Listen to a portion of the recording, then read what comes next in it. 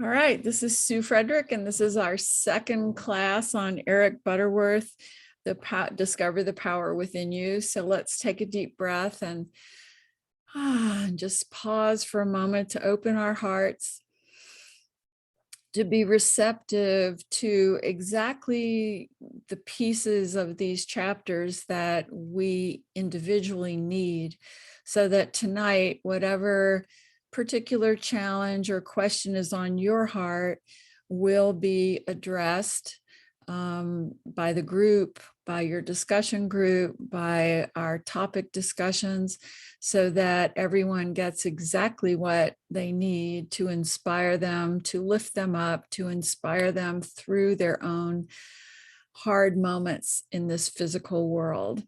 And in that way of looking at life as always in divine order, we see the perfection in all of this abundant material that Eric Butterworth is downloading to us.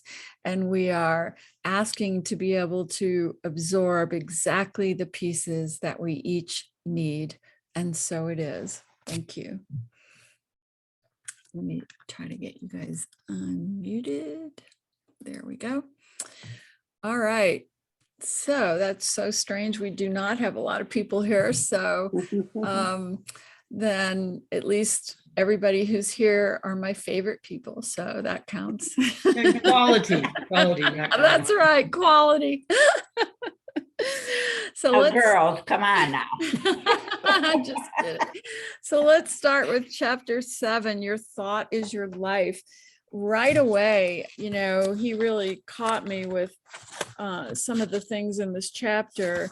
Especially loved the piece on Christopher. Jesus was the Christopher Columbus of the soul. He crossed the frontier of the mind and discovered a new world within himself. He was a revolutionary at heart. I just thought that was profound. Any thoughts, feelings about that from you guys? Yeah, I thought that was good. I also liked on page 74. Yeah. It said, "Ye are the salt of the earth, but if the salt have lost its savor, wherewith shall it be salted? It is thenceforth good for nothing, but to be cast out and trodden under foot of man." Yeah, I thought that was pretty. Yeah, good old Matthew, right? Yeah. Yeah. I thought the very last sentence on that page where it says the enemies are the adverse attitudes and beliefs in the world, and the sword is the word of truth. Oh my God, that's so good. That's really good. Yep. Yeah. So good. But I especially loved in this chapter where he says on page 82, or at least in my book, it's 82, man is not punished for his sins, but by them. Oh my goodness, that is such a powerful statement.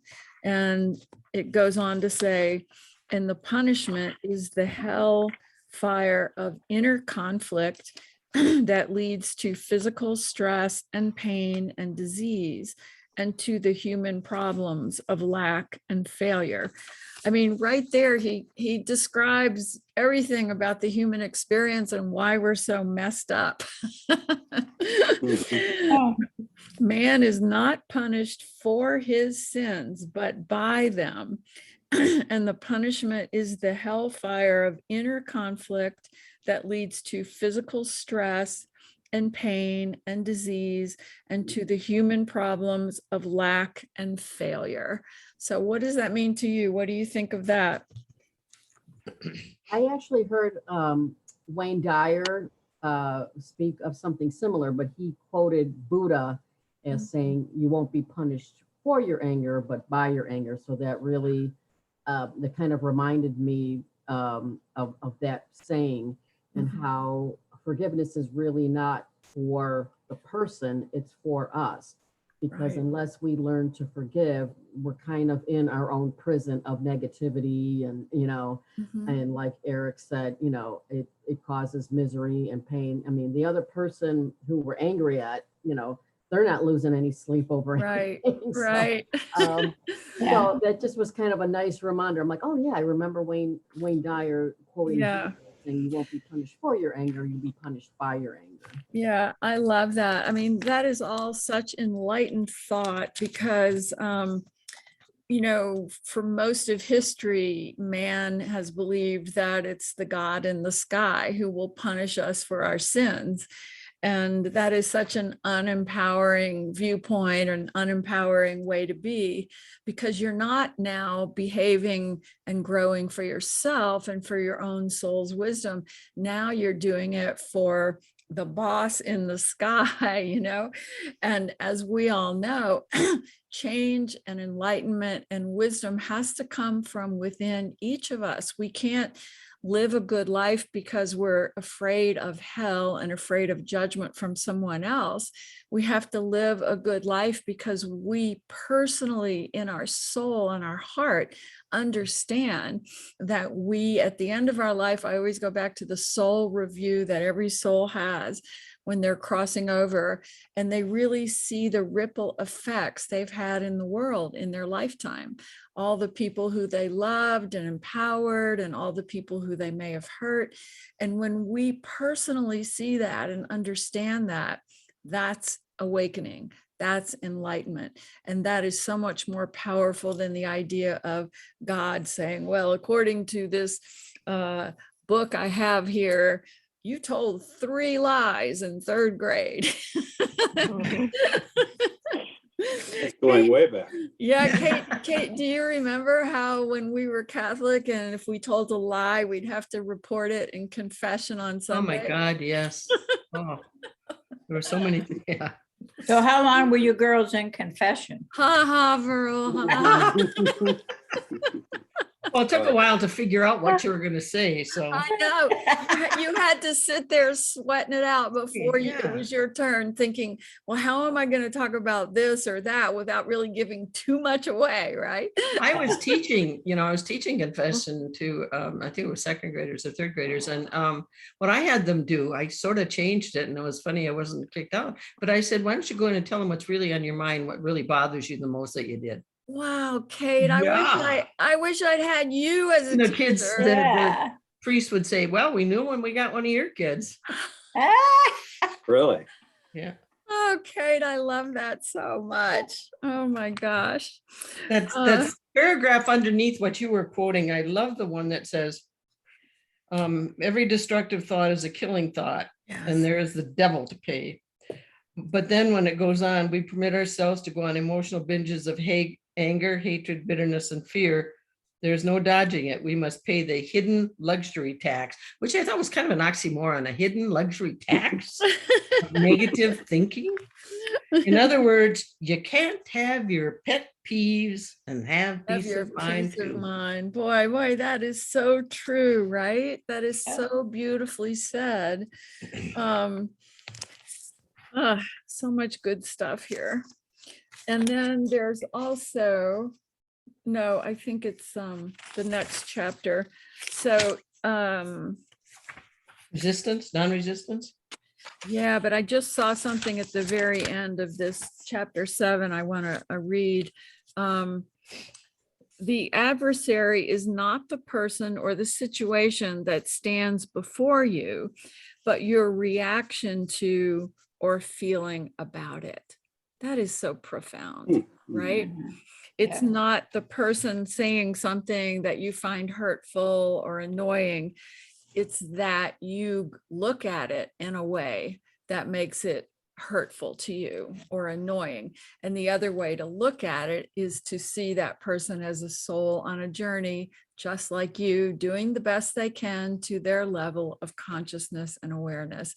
From that point of view, we can feel compassion for the mean people. We can feel compassion for the unawakened people because they have to live in the hell, the personal hell of their negativity. So there ain't no need for us to punish anybody or judge anybody because this universe has its own automated judgment system, and it's about how we feel from our beliefs and from how we look at the world. Yeah, but Sue, then it says, agree with thine adversary quickly. Oh, really? I know that's a tough one, right? Well, it throws them off kilter when you do that. That's right, They're, Verl. they're prepared to, defend whatever they've done, but when you agree with them, that, well, okay, so what do we do now? That is gorgeous, Verl. No wonder everybody loves you. You know that secret. And then if we go into chapter 8, the law of non-resistance. Boy, there was some really interesting stuff in here about marriage, I thought. Yes. What did you guys think about that? Oh, I think I skipped over that. What page is that on? oh, you didn't. Page 91, I'll read it to you.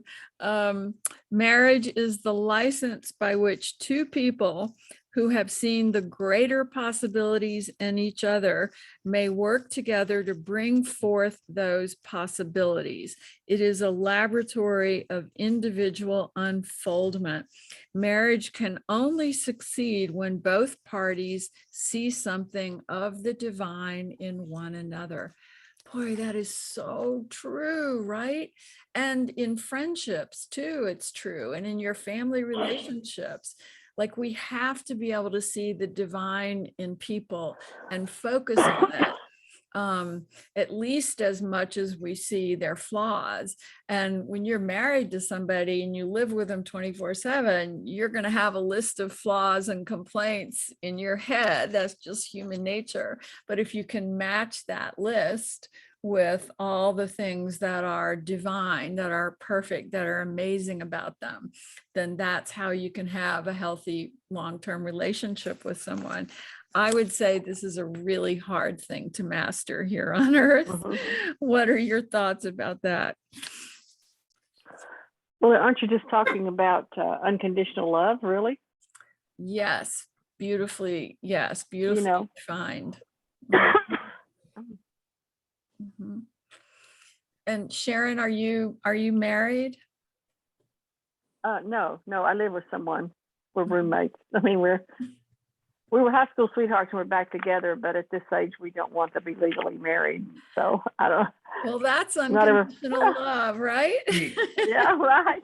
You know what? That is a fourth couple that I have heard of this week who were high school sweethearts, lived their lives. They're older now, and they go to a class reunion and they reconnect with their high school sweetheart, and they're either getting married or they're deciding to live together. Wow. Yeah. Verl, I'm with my high school sweetheart for 34 years. We're married. Oh, well, there you go. Gail, I love that. There you go, Gail. So much. Yeah. Hey, I've been married 47 years. To your high school sweetheart? Pardon me? To your high school sweetheart? No. It goes back to our working relationships many years ago. Oh, okay. So, Yeah. I went to all girls finishing school, so there was no, Possibility. the reunions wouldn't do anything. I know. I was at Convent of Mercy, an all-girl high school too. So, wow. So I guess I don't have the hope of running into a high school sweetheart and if 10 years from now, if I'm a widow. But the truth is, every relationship, I'm 70 now and Gina's 70. We are definitely best friends. Like that's where the relationships go. Right. Don't you guys agree? It's just simply a roommate friendship, and we're both so relieved that we don't have the pressure of like romance. Like we both forget the anniversary every year. And then one of us will go, oh, that was our anniversary. Why don't we go out to dinner? It's like there's no pressure for that kind of crazy romantic stuff that the world thinks you should have in a relationship. But Gail, you're a lot younger than me. So do you guys still have that romantic component to it? Yeah, we do. And it's been different the past almost 5 years because of what we've been through. Right. But he's still my rock, and we're still, always there for each other. So I love that so much. It's a gift. I hope I get to meet him sometime. We're coming to the Helping Parents Heal conference. Oh, good. I can meet him and Yeah. you in person. I Yes. forget that I've never met you in person. I know. I'm scared to come because of the 900 people in one place kind of freaks me out, but I'm going to be brave because I Yeah. want to be able to give you a hug. I know. Oh my gosh, Gail, that's going to mean so much to me. I know I haven't been around that many people. Like it freaks me out even going to Unity of Phoenix on Sundays. I think Yeah. I've developed a real crowd phobia since COVID, you know? I've always been a germaphobe, so it's even worse for me. Yeah. Right. So is this the conference that's going to be in August? Yeah, Yeah. for grieving parents by Yeah. helping parents heal. With Suzanne Giesman? Yes. Are you going to be there? Well, I get, where do I get the information about it? I sent it to you. I You sent sent it it to me? Yeah, but I'll Yeah, send she it sent again. it. Yeah. I'll send it again. Send it It's again. sold. I know it's sold out, but you could put your name on a waiting list. You never know. And then it's also going to be virtual. Like if the people can't get there in person, you can at least watch the events virtually. Oh, that's good. Well, it's in my neighborhood, so maybe I could like Just crash sneak in and, stand outside the door. or something. I can see Verl crashing Yeah, that conference. I would do totally that, can yeah. see that. I have a great love for her. I really do. For I really, Suzanne, really do. yeah. Yeah, for Suzanne. She's Yeah. great. She's a true gift. Yep. So the other thing in chapter 8 that I love is page 97, when, in the Bible where it's about turn the other cheek. Look what Butterworth says Yeah, about that's that. incredible. Isn't that an incredible thing? When Jesus says, turn to the other side of your nature. You are both human and divine. There is that in you that can never be hurt, that is always poised and peaceful, that knows your spiritual unity with God. So that is what turn the other cheek means. And turn to your true nature, your divinity. And that reminds me of what we studied last week, where he said, let your divinity overwhelm or be more powerful than your humanity. That's gorgeous. So yes, so I love that whole idea that we turn to the other side of our nature when we're feeling hurt or angry or wounded or anything negative, that we step into our divinity, which we Right. all know from Unity. We do that through meditation, prayers, sacred practice, inner reflection, even writing. All of those things get us to back in alignment with our divine nature. Sharon, were you going to say something?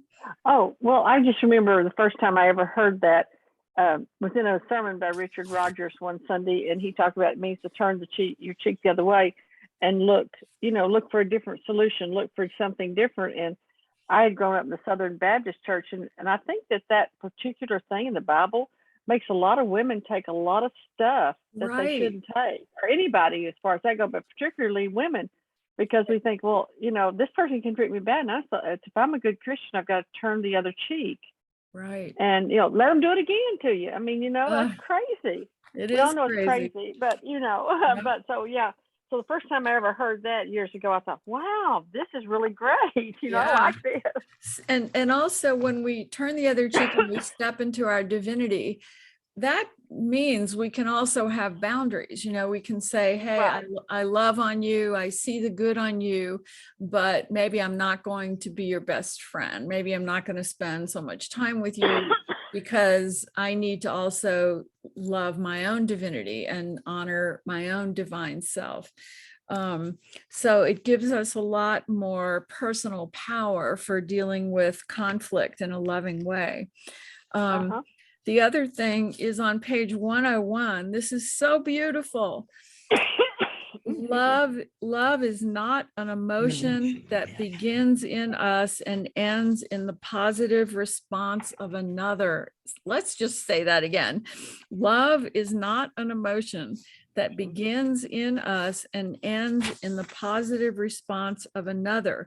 Love is a divine energy that begins in God and has no end. Gosh, if only we really could understand that. Mhm. That is such a profound definition of love. Like when we look at it in the small way, in the ego way, it's like, I love you, don't you love me back? Like that's kind of the bartering that happens in relationships. And oh, and if you don't love me back, then I can't love you anymore. That is such a limited understanding of divine love coming through us and out to others. Any thoughts on that? I like this one of my favorite sonnets from Shakespeare when he says, love is not love, which alters when it alteration finds. And the next line is, or bends with the remover to remove. Beautiful, beautiful. God, Shakespeare was so enlightened. Kate, let's go see some Shakespeare. I haven't seen any live Shakespeare for years since I left Boulder. Any other thoughts on that or anything else in that chapter 8? I at the top of 103 wrote, kill them with kindness. My mother would say, when someone treated you ill or whatever, kill them with kindness. It'll catch them way off guard. Yeah, that's so good. Yeah. Mhm. So my sons will say, yeah, Mom, I know. Kill them with kindness. So they learned it. Yep, that's really good. All right, let's go to chapter 9, the forgotten art of prayer. Boy, there is so much good stuff in this chapter. Where is that Emerson quote? Let me go on 110. 110.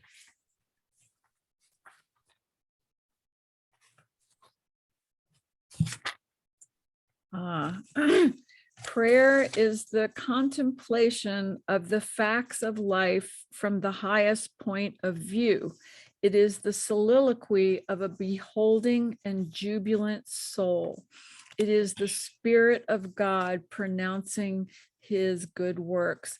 But prayer as a means to effect a private end is meanness and theft. It supposes dualism and not unity in nature and consciousness.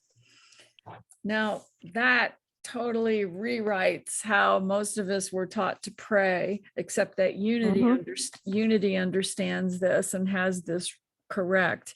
Prayer is the contemplation of the facts of life from the highest point of view. It is the soliloquy of a beholding and jubilant soul. Gosh, that's gorgeous. What does that mean to any of you? Or what questions do you have? I think it just says it. I mean, it says it so perfectly, Yep. That's the way it is and should be. Yep.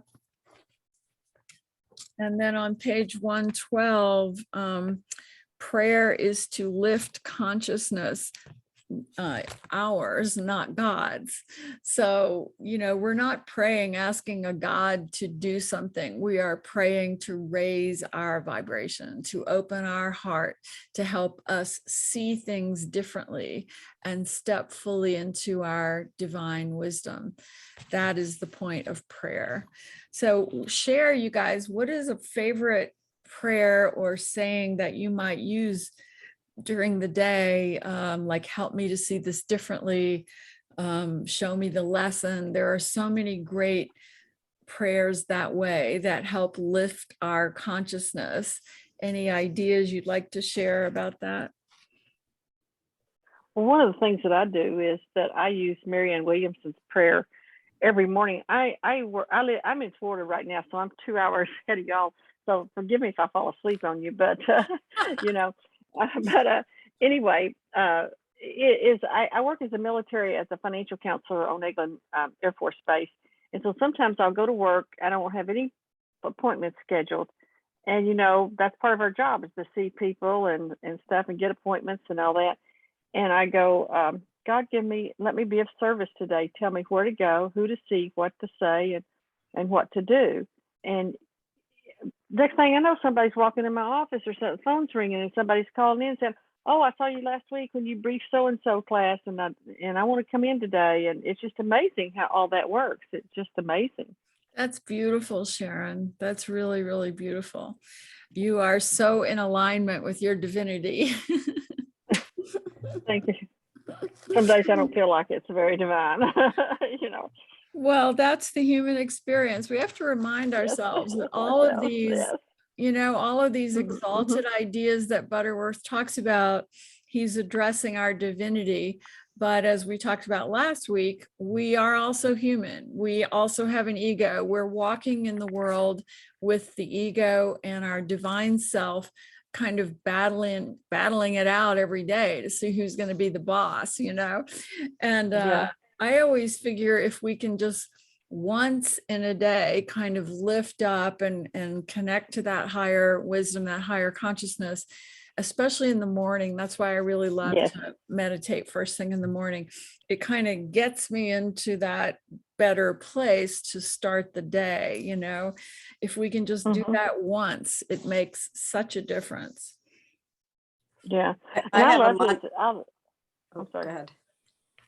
Well, I love his book, Spiritual Economics. So I use some of the stuff from there when I'm talking to these people, and they just go, "Oh, really? Oh, I didn't think about it like that." It's amazing, you know, that people have not been exposed to this unity stuff. When they hear you tell them something, you know, it's really it helps relieve their stress.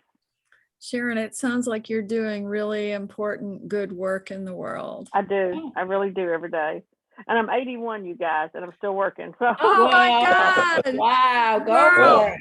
Virl, Yeah, hey. she's Yeah, got you yeah. beat, Virl. Yeah, now I feel like a I'm probably the slacker, oldest one. Sharon. I know gotta go y'all get are a just job slackers tomorrow. At 70, y'all are just slackers now. But and so does my partner. He works too on the F-35, and so that's why I went back to work, is because he was working and I got bored, and so I went back to work, you know. And yeah, my work is really my calling now. It really is. It's really the best. It's not the most high paying job I ever had, but it's the best. Oh, it's that's fun. so good. That's so good. And what did you guys think about page 114, Jesus's affirmations? I thought I came across this when I was in Unity School, my first year of classes, how Jesus was a master at the use of affirmations. I am the bread of life. I am the light of the world. I am the way, the truth, and the life. You know, those are all affirmations, and the way Unity teaches them, that we claim that divinity with the I am phrase. I am a light of the world. I am a divine being on a journey, learning and evolving. Those are such powerful and affirmative statements, and they really help lift us above self-doubt, fear, anger, all those yucky human emotions that we always have to experience. They're part of the realm down here. But those I am statements can really lift us above them. And what did you think of the I am affirmative Our Father? That is on page 115. Mhm.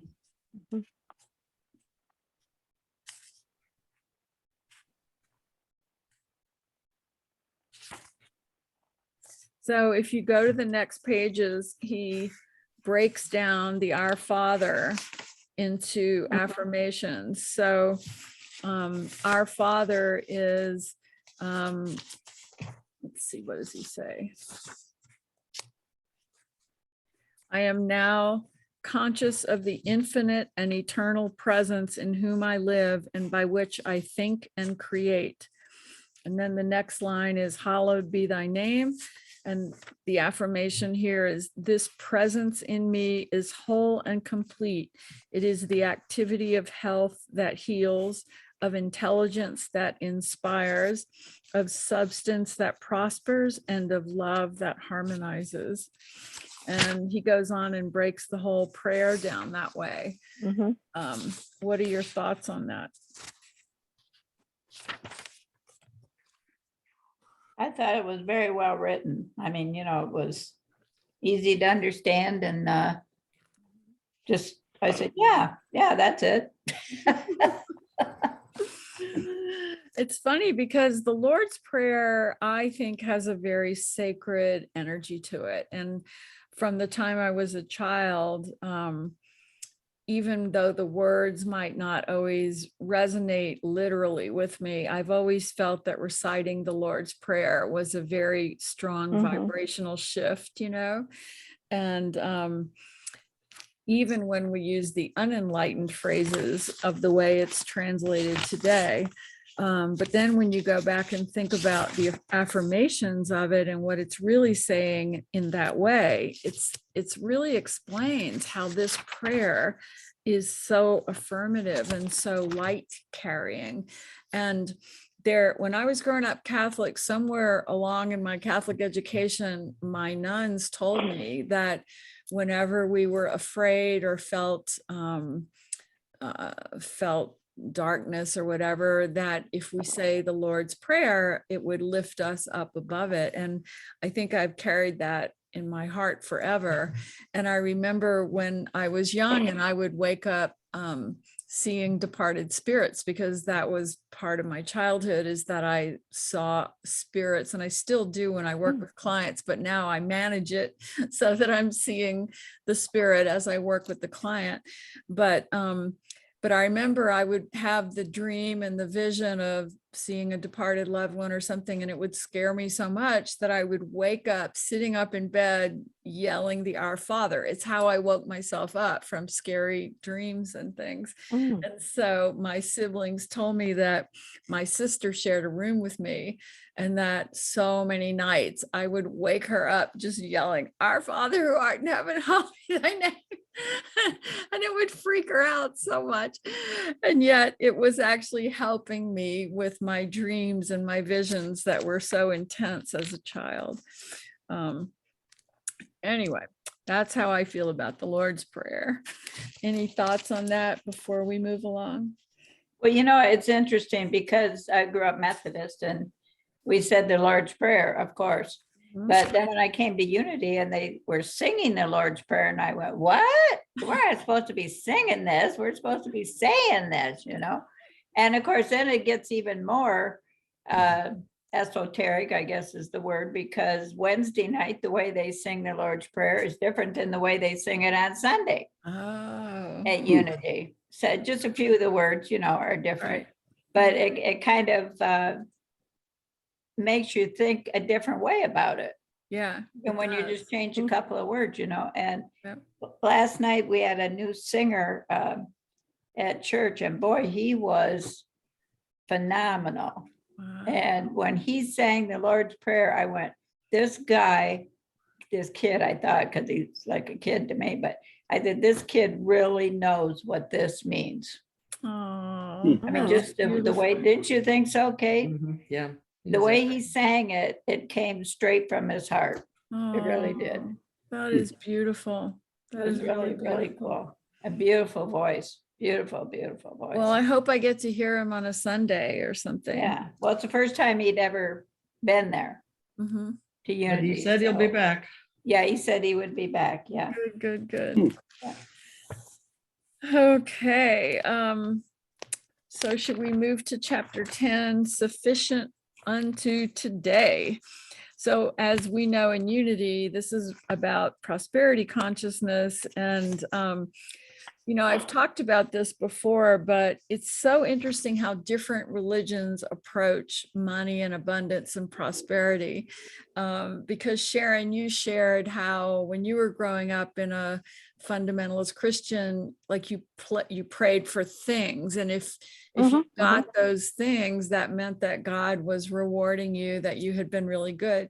And Kate, you can correct me, but I think the Catholics had it absolutely the other way around, where the more deprived you were, the more you suffered, the more the more value you would have for getting into heaven. So they really believed in poverty consciousness.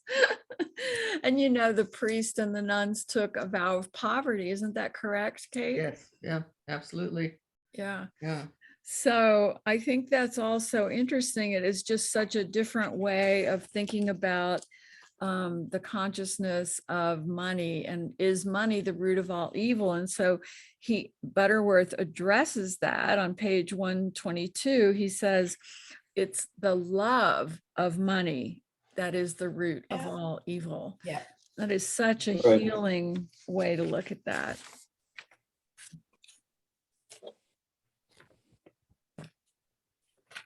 And he says that's in 1 Timothy 6:10. The love of money is a root of all kinds of evil. And that's, when I look at money as energy, because that's how I like to think of it and see it, that really kind of affirms what Butterworth is saying there. If we hoard money and we're stingy and selfish, we're stopping the flow of that energy. And if we give money and we live generously, we are in the flow of that divine flow of energy, which we now call prosperity. And I remember taking a class at Unity of Boulder way back in the 80s when I first found Unity of Boulder, and it was a prosperity class. And I remember them teaching prosperity is a consciousness. It's a state of mind.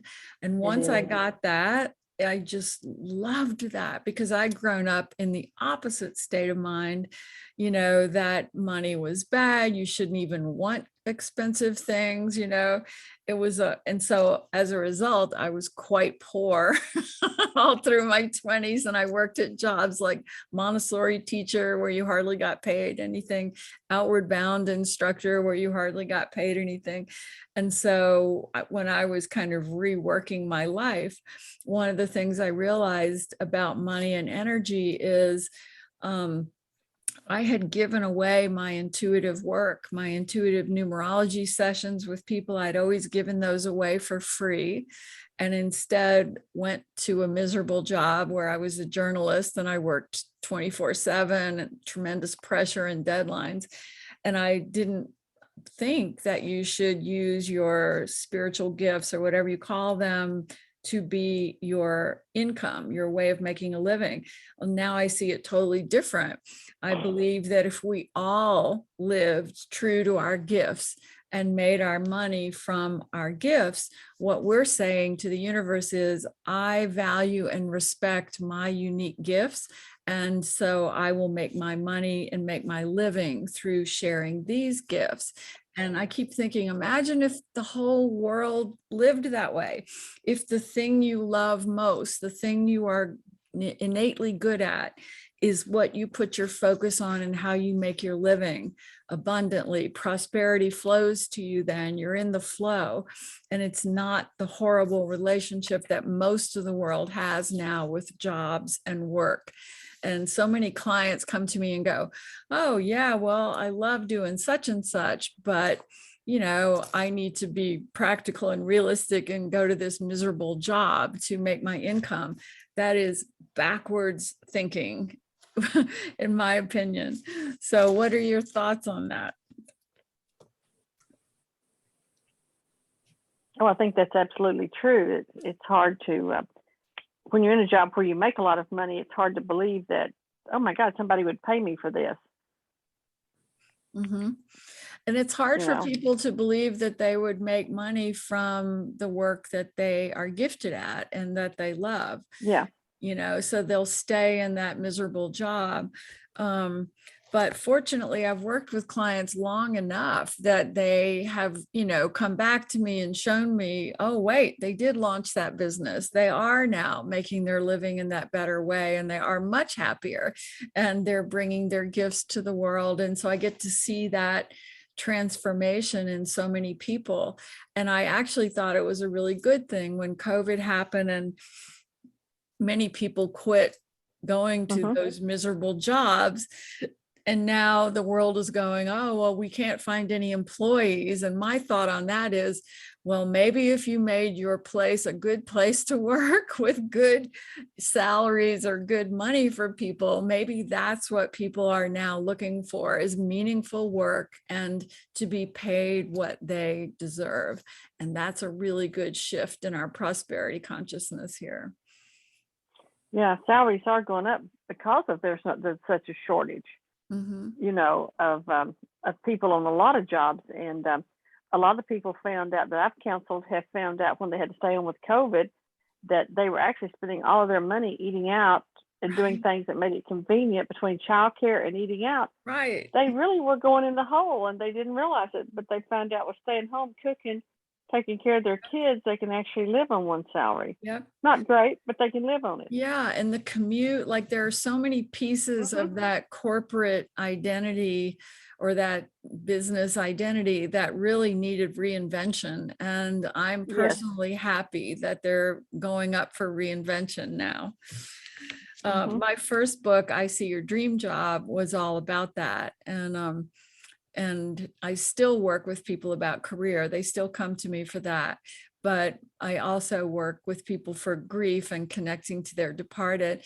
And it's funny because I went back and I was rereading my first book, I See Your Dream Job. And it opens with a story of a spirit appearing in the bedroom. So I was always doing mediumship. Even when I told myself I was a career intuitive and focused on career, I was still picking up messages from their departed beloved loved ones on the other side.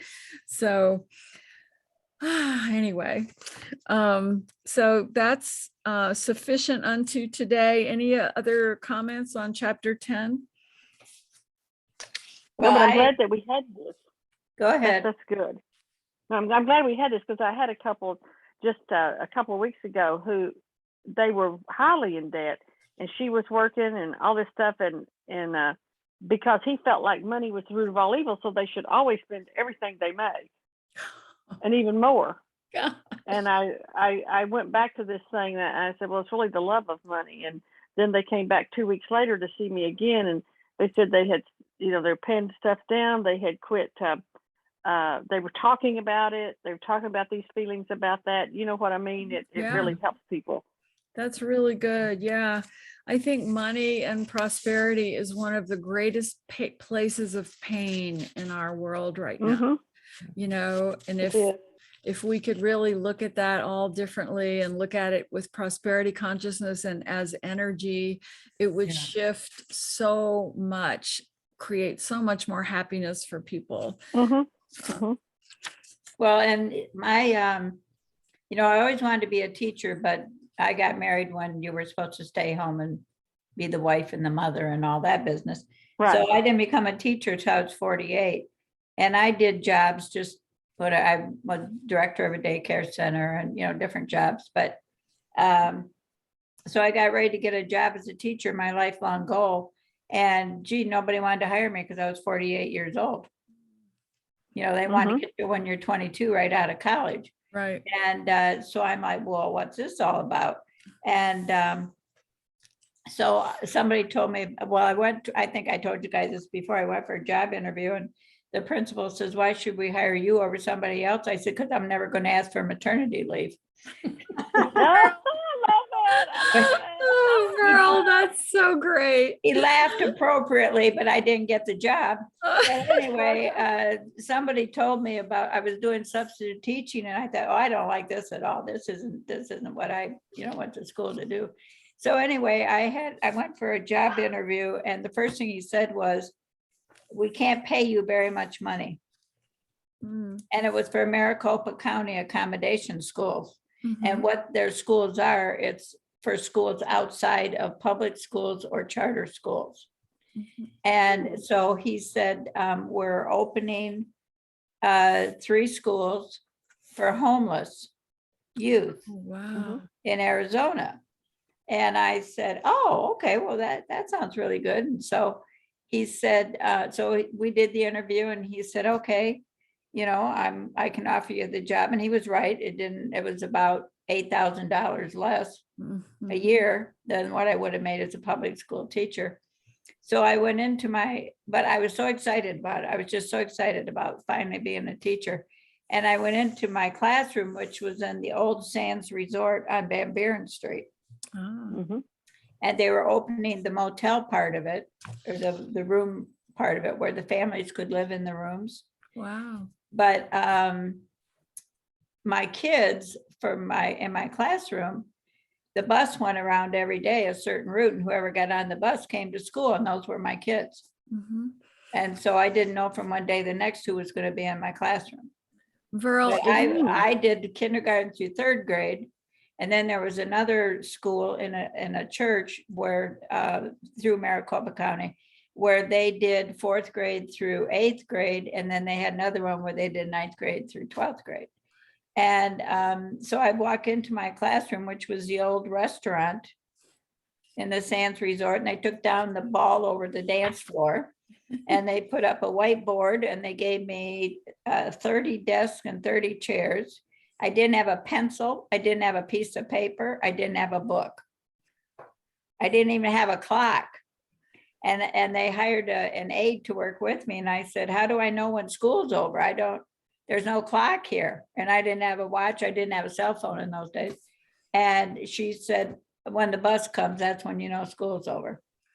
Verl, I bet you made a huge difference in those kids' I bet you did lives. too. You I know? really Big in did. ways. And I loved it. I absolutely loved it. When I left a year later, the reason I left, well, I would have stayed, but the reason I left, I got a new superintendent for all these schools. And Mhm. she decided these kids must be all special needs kids Oh, or special ed. So you had to be special ed certified, and I wasn't. that's And crazy. but anyway, I had so much fun there, and I'm not bashful. And I would go to, putting it mildly, I would go to Kmart in those days and Target, and I would tell them where I was teaching. I said, do you have anything you could give me, just some kind of a little Yeah. trinket or Yeah. maybe a candy bar or something? And they said, for what? And I said, because I put a clean sheet of paper on the student's desk every day, and I had a little smiley stamp. Oh, And I would go around, the kids were doing what they were supposed to be doing. I'd give them a smiley stamp. And if you got a certain number, then you got to get a treat out of the treat box. oh, Verl, you're such an angel. Well, I tell you, it was so much fun. I really, really enjoyed it. And then, so then the new superintendent says, well, we can give you a job out at the fort. I don't remember. So I drove out there. It took me an hour to get there from my house. I thought, well, I'm not driving 2 hours a day, Right, So right. anyway, I went for a job interview. And my second job was down on the Havasupai Indian Reservation. Oh, And first thing they said was, well, we can't pay you what you'd be making if you were teaching in other school districts, the pay was really bad. But I was so excited about living in the Grand Canyon and teaching oh. school down there. So Oh. yeah, so I did that, and I loved every minute of it. Absolutely loved it. And Girl, you need to write a book about your life story. You really Yes, do. it does. It does. yeah, Yes. Really it was do. just fun. But my job that I retired from, just to show you how life gives you opportunities. My job that I retired from after I came out of the canyon, I went to work for Paradise Valley School District, and my last job, I worked at Greyhawk Elementary School, which is the very high-end school. Oh, Mhm. At that time, it was the big school, mhm. and I taught fourth grade, and loved that as much as I loved working with the homeless kids. I really did. I mean, That's because Uh-huh. you're an enlightened divine being here, Verl. well, I just loved being a teacher, and I just had so much fun doing it. But the Mhm. cutest story about my becoming a teacher, I always wanted to be one. But my daughter and I moved out here when she was 15 and a half. And she said, are you going to get a job? Because we had sold our house in Michigan. I said, I'm taking a couple months off. I had worked, a lot of years. And I said, I'm just going to take a couple months off. She said, are you ever going to get a job? I said, yeah. She's, well, I'm going to be 16, and I want to have a car. I'm supposed to get a car when I turn 16, And I said, well, as a joke, I said, well, I can always go work Van Buren Street. That's where the hookers hung out. Oh. Yes, yes. You wanted to make money, Yeah. you worked Van Buren Street, My school for the homeless was on Van Buren Street. Oh, that's great. All I did right. end up working on Van Buren Street, but not as a hooker.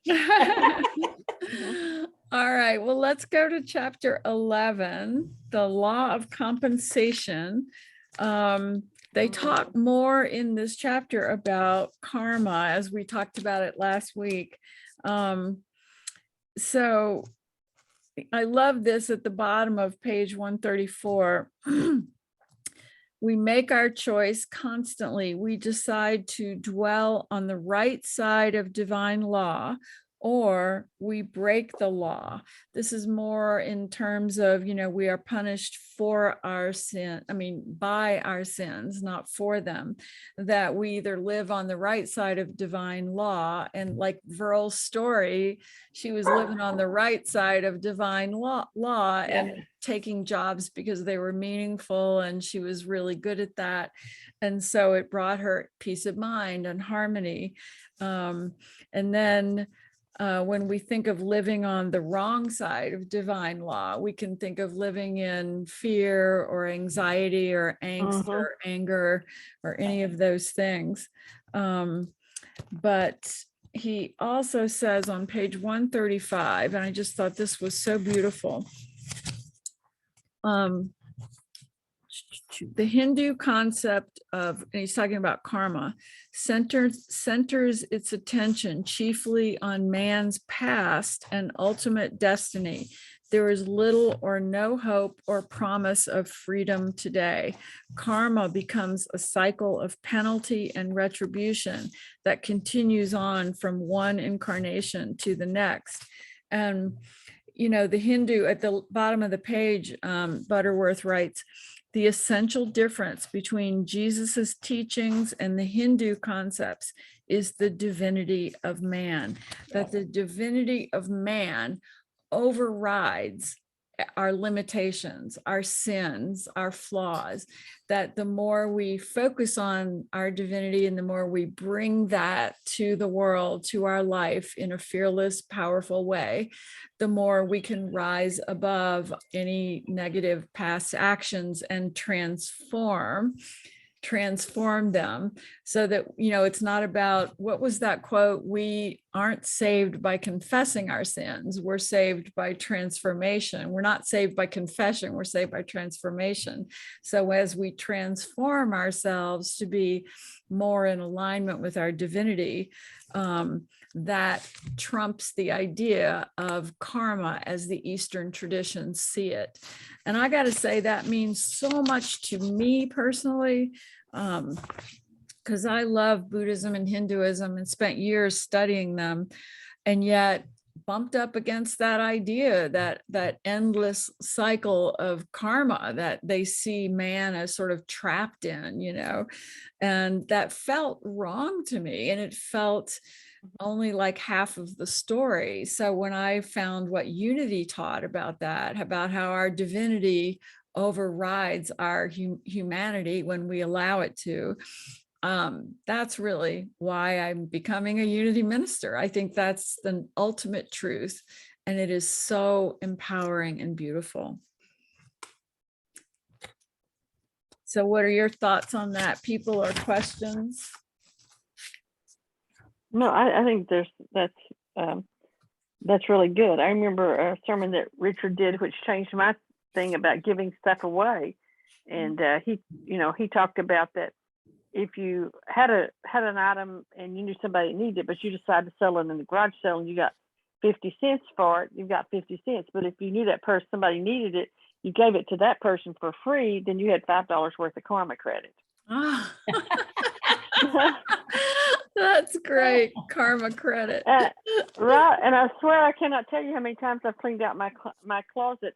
Now, I know y'all are going to say this, I'm making this up, but I've cleaned out my closet, given away some really nice clothes because I was tired of them or didn't wear them anymore. I got too fat, got too skinny, never got too skinny, but got too fat.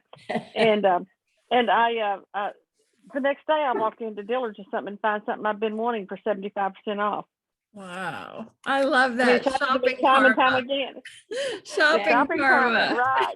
Yes, it works. It works. No, I love that. Yeah. I've given away so many clothes over the decades, and And, you know, it's funny because people, so my daughter, for example, was really into selling your used clothes at these stores where they then sell them. You guys know about that.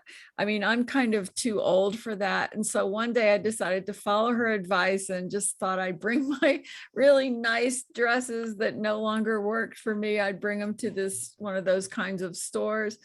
It was so humiliating. Like the I woman didn't just, want them. she didn't want them. Like she went through all my, what I thought were really nice suits and shoes and everything. And she just went, no, none of that is good enough. And I went home to Sarah and said, that was the most humiliating thing. I am thrilled to bring my clothes to Goodyear now. I mean, Goodwill. not Goodyear, Goodwill, sorry, Goodwill. Yeah. We had an interesting thing today at Service Angels. One of the angels is having a garage sale, and because her grandson is moving to Texas, and he was getting his things together. He had a rock collection. He was trying to sell to Viral, but she wasn't going to. Anyway, and this friend found that there was a fire in a family, and the young girl, lost her rock collection. So she talked with her grandson, and indeed, the grandson is donating his rock collection rather than trying to sell it. Which I Oh, thought that's was so really cool. good. That's Without really, hesitation, really he good. said, "Oh, sure." That's really good. Let's set the record straight. I did buy a few things. Yes. But she Yes. was giving the money to her grandson. Yes. Yeah. You know, she wasn't keeping it for herself. But yeah, No. that was so. And when she was telling us about that Yeah. today, she said, when I heard the story, she says, I got goosebumps all over my body. Mm, I knew that we were supposed to take those rocks that Davy Yeah. had and give them to this girl who lost Yep. all of her rock collection. yeah, that's beautiful. You know, yeah. And, you know, those of you that read Wayne Dyer, you know, at one point in his life, he gave away everything Mm, when he moved to Hawaii. mhm. And the clothes, everything. He gave everything away. He said he went out there with one suitcase with Oh, clothes in it. And because he wanted to get away from feeling tied to his possessions, right. you know, so he could Mhm. be free to examine life and everything. So That's good. I love what Butterworth says on page 137 about so he talks about flight and gravity, because he was talking about the law of karma, the law of cause and effect. And he says the law of gravity.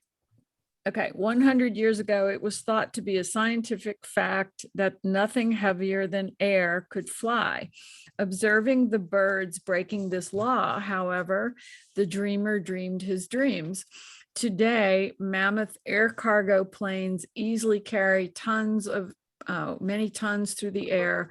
All this has come about not at all by breaking the law of gravity, but by the discovery that other laws through which the limitations of gravity can be transcended. So that is the human experience. Yes, there's a law of karma, like give and take, but we can transcend all of that with our divinity, with our love, with our heart, with our goodness. That whole idea of flight transcending the law of gravity, that is just beautiful. Yeah. Anything else in this chapter speak to you all? Sue, I just have a question. Why do you think it's so prevalent that with a distortion of our humanity, that, you know, we're all like that of which we were created from, pieces of God, this concept of needing to be saved? Why do you think that in all these different offshoots of Christianity, that's just so prevalent? And like, until you accept Jesus as your savior, you're not saved, you're damned. Why do you think that just goes on and on? My first feeling about it is that human beings innately feel unworthy, inadequate, because our human side kind of tells us that we are. Our ego mind tells us that we are. And so we actually are saved when we understand our divinity, our true nature, and align with that. But I think that that common call to be saved, that you're right, it has been part of the human story since time began, and in all the Bible stories and everything, seeking that salvation outside of ourselves. I can only imagine that that's because humans by themselves, when they are not in alignment with their divinity, they know something's off. They know something's missing. Like if we're just here hating on each other and trying to kill each other, and we're not in alignment with our divinity, our souls know that we're missing the point, that we are not acting the way we came here to act. And so we may then be misled by religions that say, oh, well, all you have to do is accept Jesus as your savior and you're saved. And then I also believe that when people believe that and they do that, they also find themselves still in that place of longing for their true divinity, longing for something deeper.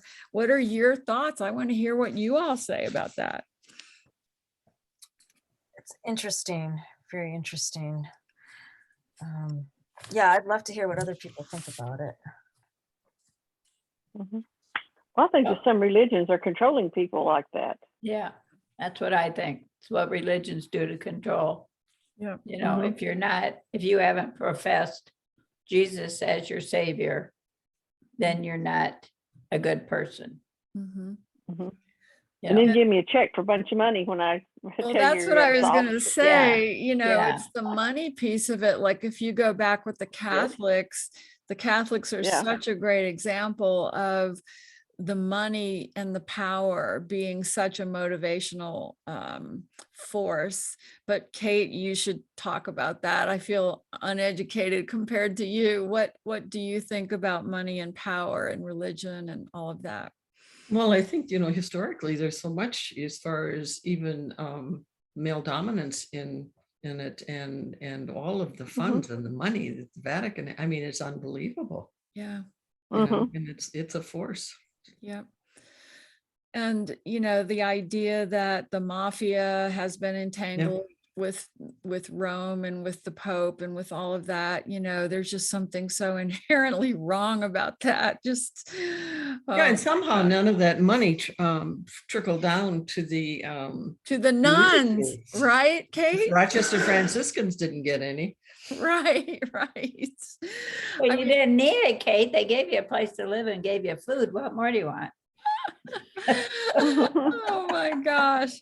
I was thinking, Kate, about how when I was growing up Catholic, the nuns lived in a convent, right? And the accommodations were very sparse. Like they would give us these little tours and everything. And then you would see the rectory where the head priest lived. And at least in the South in the 50s, they had big dining rooms, and they were beautiful, and one or two, and housekeepers, you're right, and all of that, and only one or two priests would live in there. And I remember at the time, even as a child, thinking, oh, so women have to be poor, but men deserve all of this money and trappings and everything. So, chapter 12. How God Forgives.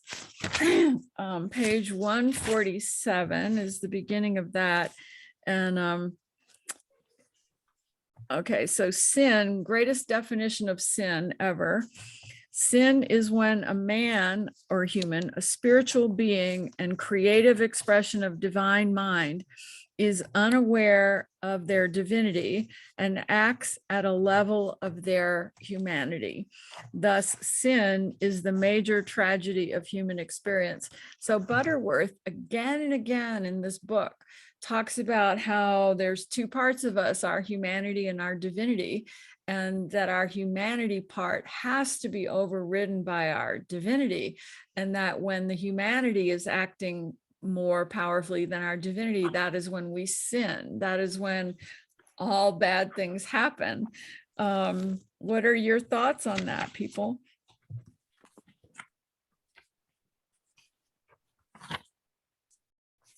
Well, I'm going to say right off, I guess the decision to, and if you're a quote unquote ruler of a country, the decision to invade a innocent neighboring country would be your humanity. Your, Yeah.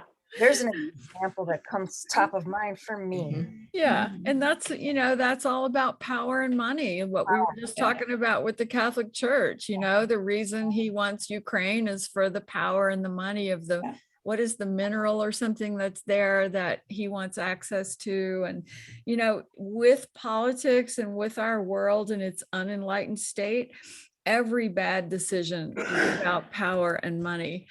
And, that's what collectively we are trying to learn a different way. Collectively, we are watching all this happening and trying to learn in our souls. Oh, if we want a peaceful, happy, healthy world, we have to think differently. We have to behave differently. And yet that hasn't trickled up yet to the people in power, but I believe it is, and it will. Good news. Any other things catch your attention in chapter 12? On page 151, it says, how does God forgive? Our answer may seem startling, possibly even sacrilegious. God doesn't really forgive sin, or let's take it a step further. God cannot forgive sin, no matter what the offense, no matter how great the guilt, no matter how much we may plead with him for forgiveness. How can I get the forgiveness of electricity for disrupting its flow? How can I get the life force in my body to forgive me for shutting off its flow with the rubber band? By releasing the rubber band, by turning on the switch, and no one can do it for me. I must remove the band and turn the switch. So beautiful, right? Yeah, yeah.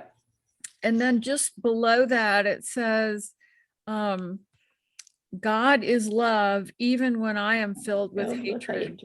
Yeah. God is love as the potential in me, even though I am angry and bitter.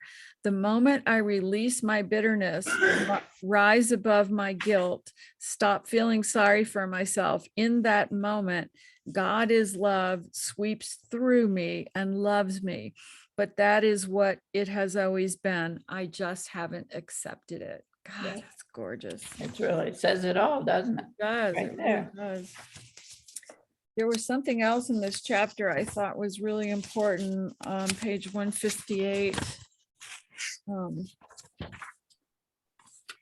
He says, there are times when Jesus's teachings might seem too demanding. He tells us that it is not enough to stop hating. We must start loving. It is not enough to let a matter drop. We must actually forgive everyone involved.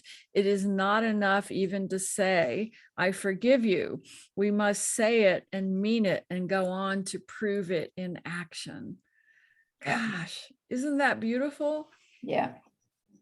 I mean, there is this idea here in the world that, let's just drop that and don't talk about it anymore or something. And, the message of divinity here from Jesus is, no, your heart needs to be pure. You need to be sending that love out everywhere you go. That's your divinity. That's your higher consciousness. You can't just say, oh, well, I'm not going to talk about that or think about that and I'm going to move on, or maybe I'm not going to talk to that person ever again and I'm going to move on. No, Jesus is calling our divinity to behave better than that, to rise up, to really love, to really forgive, to really see that we are all souls on a journey doing the best we can to our level of consciousness. So I love that. I think that's, one of our biggest challenges now. And Sue, do you think that when they say that when Jesus would walk to villages, that no matter what was going on, like everything would just stop and people would, it was just his beautiful, loving energy. Yeah. And there was just peace everywhere. Yes. Well, he, and again, this is what I loved about ministerial school. In one of the classes I took, we studied what was Jesus doing before he launched his ministry, you know, because he didn't really show up until he was 30, right? So what was he doing? And according to this class, you know, there's all this research. I talked about part of this before, that he was raised more with Mary, his mother, than he was with the men, because he was, there's a Jewish word for illegitimate or something. He was not truly accepted in his village. And so he couldn't go to temple with Joseph and his brothers, and he would stay home with Mary. We know Mary was an enlightened divine mother, and she was teaching him these mystical, beautiful principles. Then he kind of disappeared, and yet there are records reporting a figure that really sounds exactly like Jesus, who had come over from Jerusalem and was studying in the Hindu and Buddhist ashrams, and was studying what all that meant, and learning meditation, and learning all of those other qualities of the Eastern traditions, karma, etc. And then he goes back to Jerusalem, and he brings that higher awareness to his work, but he also has his own inner transformation, like we talked about last week, where he suddenly went, aha, we are God. Guess what, people? We have God in us. And then he went out to try to share that with people. And to me, that means, yes, he walked through the world with this higher consciousness, this ability to shift people's energy just by being around them. Because I think anybody who carries a higher consciousness can do that, is capable of that. And he was trying to show all of us that we can do that. He's our way shower. He wasn't special. His whole message was, this is for all of us to do. I'm just showing you that it's possible. And so learning all that in ministry school made me fall completely in love with Jesus again, because I had gotten a little bit turned off by the image of Jesus as he'd been portrayed through Christianity. What do you all feel about Jesus and that story, and who he is or was?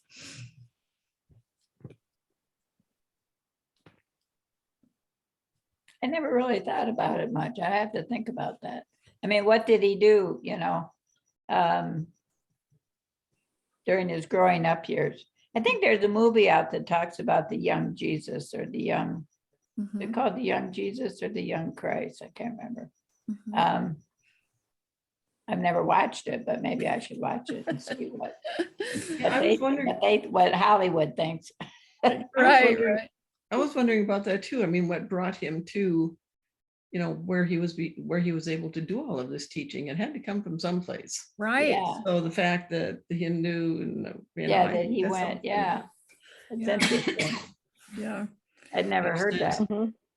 Yeah, I loved that class so much when I was taking it. And and then just to study the history of Christianity, again, another favorite class in ministry school, and see how the words of Jesus got changed and changed and changed, like at the Council of Nicaea and all the different councils, where the bishops would get together and say, oh, well, we can't talk about reincarnation because people won't behave, even though in Jesus's own words, he had talked about something that could be explained as reincarnation. And yet the Catholics pretty much said, oh no, we can't say that. You can come back and get it right. We've got to teach people that you get this one life, and if you mess up, you go to hell. So they'll behave. Yeah.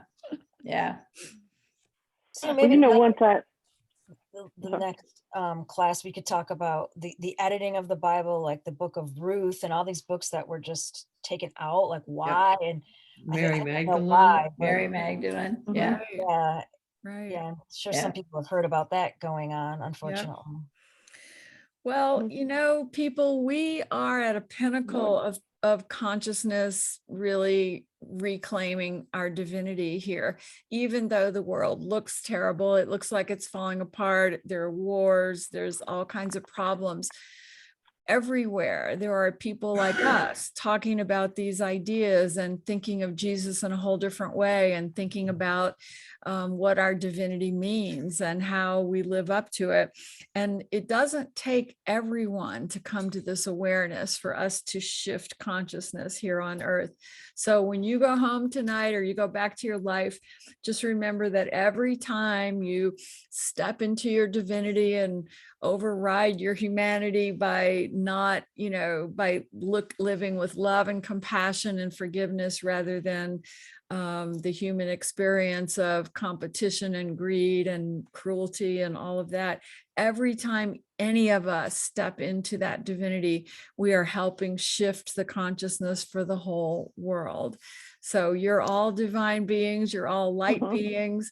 So carry that awareness with you this week. And even one of your homework can be try to reach out to someone you may have been in disharmony with and bring real love and forgiveness to the conversation and see how it makes you feel afterwards and what the end result is, bringing your divinity to override your humanity. And the other thing is this week, please read chapters 13 through the end, whatever that last one is. And I'll again send you that sheet of questions, 13 through 18. I'll send you that sheet of questions if that was helpful to you. I liked it. Yeah, it was good. It was good. Yeah, that was very helpful as like a study guide. So I used that when I was going through it, and that helped Yeah. a lot to break Yeah. it down. Yeah, it takes me a while to do that because there's so much information Yeah. to distill. So Yes. I'll try to get it to you Sunday, but it might not be till Monday. So Okay. There's a teacher's manual for this? I've looked everywhere for that, and I found some Yes, you should manuals. write one. I was gonna say, I now know. you know what your next thing is. You got to write one. Well, I saw a manual that was online that had like one chapter had like 20 pages of study guide to it. And I was like, no, that's not a study guide. Like, no, I want a few main points and a good discussion question. So that's what I'm trying to come up with here. Great. Yeah, But- you did a good job. It was good. And Yes. also, Kate, I wanted to tell you, you look so beautiful in that yellow space with your hair so beautiful and blonde. Really, you look Thank so you. beautiful. It's my halo. It's Yes. actually the walls are gray or beige. But they look, yeah, Thank they you. look Yeah, great. they look yellow. golden. Golden. Yeah. Thank you. Appreciate So that. let's take a deep breath and just sit in our gratitude for a second, knowing that we have all shared very helpful and healing ideas with each other, and that we'll be able to carry these ideas and beautiful principles of divinity with us throughout the week. And whenever we feel that we're maybe getting lost or getting bogged down in our humanity, we will be aware of it right away and make the shift into our divinity. And so it is. I love you all so much. Thank you. Thank you. Thank you. Thank Thank you. Thank you. You. Thank Thank you. you. I'll send you the Okay. recording. Okay. Bye, Thank everyone. you. You. Okay, bye. Bye. Bye-bye. See you Bye-bye. next week. Bye. See you next week. Bye-bye.